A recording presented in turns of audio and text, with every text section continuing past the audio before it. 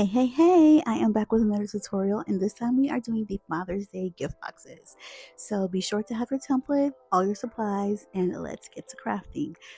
So the template's going to come with the front, the sides, the optional top piece, inside, your back, and of course your bottom. I'm going to be using X-Acto blade, metal ruler, acetate, of course extra blades, and glue gun.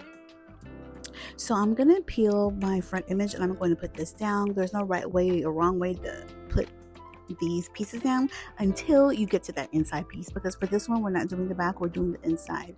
Now unless you want to put the cutout area on the top, then you need to not do what I'm doing and just do it for the top instead of for the inside. But I'm putting that optional top piece on the inside of mine, so I'm just placing the stickers that don't have a rhyme or reason right there. So for this, I'm going to cut out the bottom, that way it can go on there like so. And for that, I would need this part to be cut off. So I'm just going to grab these little scissors and take my time and cut it out. Child, listen, if you have a Cricut, the image might be a little small, but just let Cricut do it, because this is a little time consuming. And you know, Cricut does print up to 11 by 17. So if you have 11 by 17 paper, you can definitely do it on there, and it'll probably be the size that it needs to be for the 8.5 by 11 with your Cricut and or Silhouette. I don't really know how Silhouette works, but yeah. So I'm just taking my time and I'm going to cut off all the white on this bottom piece because I don't want really any white showing. It is going to overlap that inside piece just a tad. And I prefer doing it like this versus putting this on its own thing, having to cut it all out and then place it on there. Or optional, you can also do it with like a heavy duty card, maybe an 80-pound cardstock or something like that. What is it? Printables, photo paper, glossy photo paper. Print it, have Cricut cut it, and just place it on there like that without needing to, cut it out and all that jazz. So whatever floats your boat. But this is how I do mine.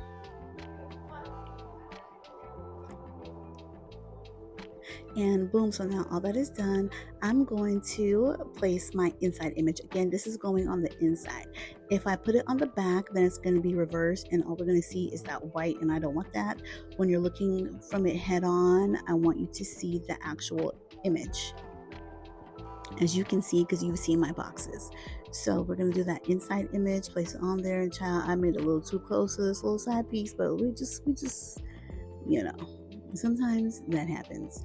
So I'm just going to peel a little bit off of the bottom, being careful because this is paper and it is very sensitive. So you don't want to like pull too hard, and you want to make sure that you get it where you want it to be before you actually like place it down.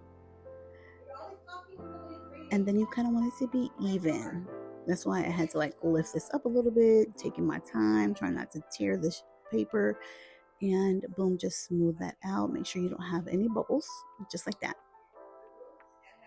So now we're just gonna trim this off, because we all know I like to save as much foam board as possible. So I'm just gonna cut that extra white piece off that's unnecessary before I place it on there.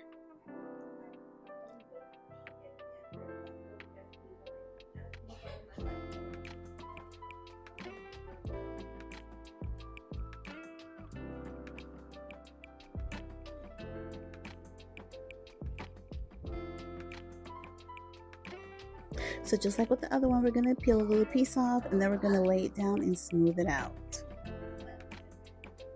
Just like that. And now all my pieces are on there except for that back piece, because that's going to go on after. So now I'm just going to cut out the pieces individually so that I can have a little control over what I'm doing. And I'm going to come back.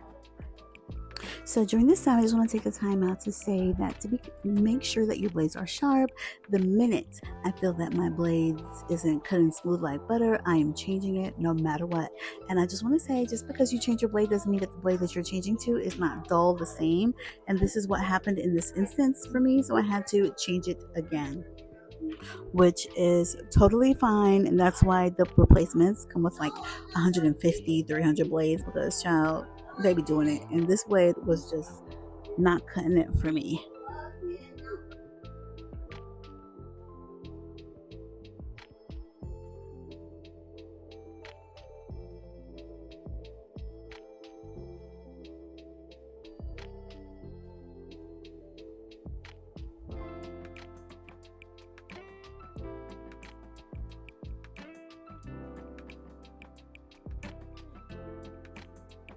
Okay, now that everything is cut down to a controlled size, I'm going to take my time, use this ruler for sure, and make sure that I cut out every single piece, trying to get as much white off of it as possible.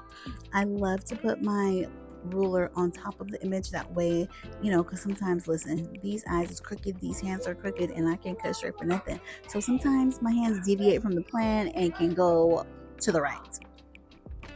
So I always put my ruler over the image, that way I have no reason to deviate and cut my image, because child, listen, I've done that before. And while we're there, just let's cut out this little piece, which I am so happy that I don't have any like intricate areas to go over. But if I did, I would just take my time, do what I gotta do, but this one is pretty easy.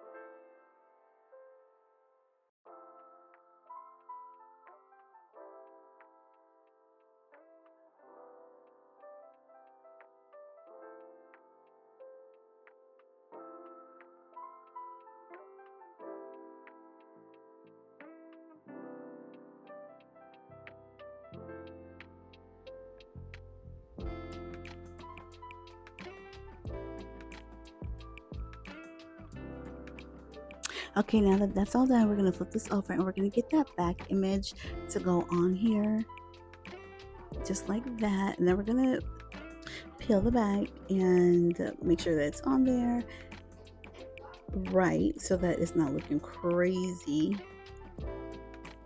And then just seal it down, smooth it out.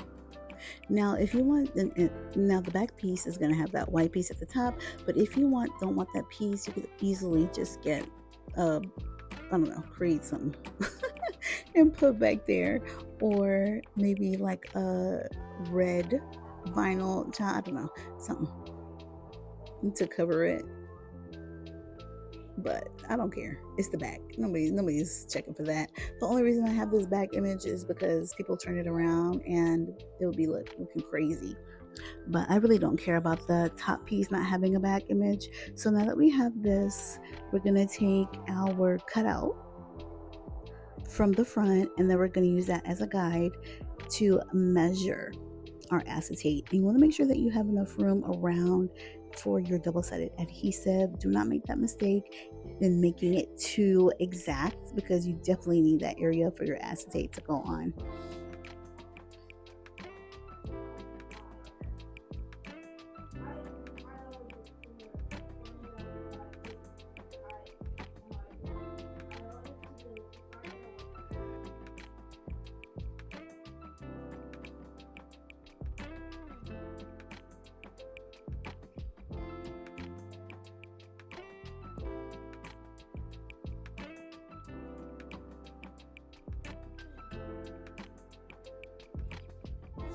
So now I'm going to take my double-sided adhesive and I'm going to put it right on that acetate and cutting. And I'm going to do that for all 4 sides.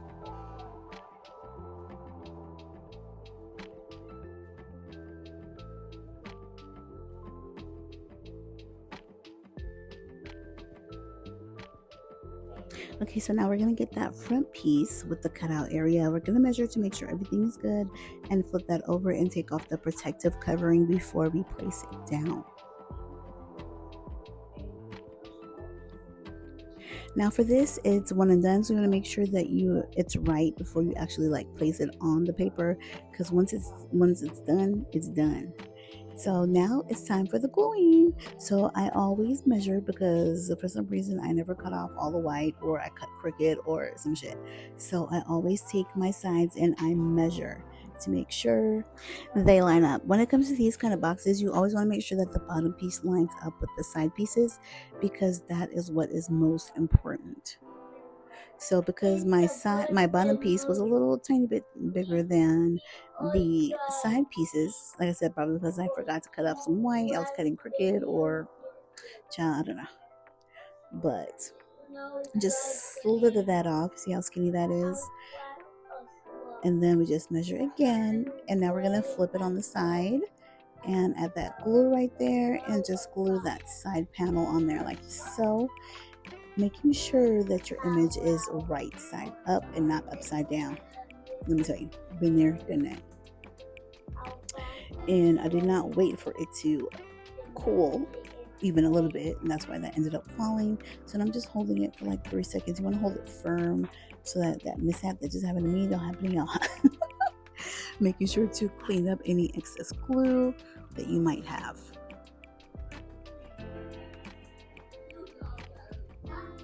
So now I'm going to measure my front piece, make sure everything is cool, and it is. So I'm going to lay it on its side, back, I don't know. And we're just going to add that glue on the sides and that bottom wall. Do you want to call it a wall? Or whatever we're calling it. Moving really fast so that the glue does not warm up. And then I'm going to place it on the bottom first and then the sides, because sometimes the sides, they tend to lean in and I don't want to have to drag that glue all the way to the other side. That's why I put the bottom down first and then the top. That way it could be adjusted. And then I'm going to do the same thing for this, but in the meantime we are caulking, because we want to make sure we get all those seals in and this box does not fall apart when you add the stuff inside. That would be horrendous. So now we're just gonna add the back piece, and this is what I'm meaning when I'm saying you want to put the image on the inside. That way when you're looking at it from face forward, you see that DJ top piece, and boom, just like that, you are done. Not forgetting to caulk the areas that you didn't get to caulk before. And thank you guys so much for watching. Happy crafting.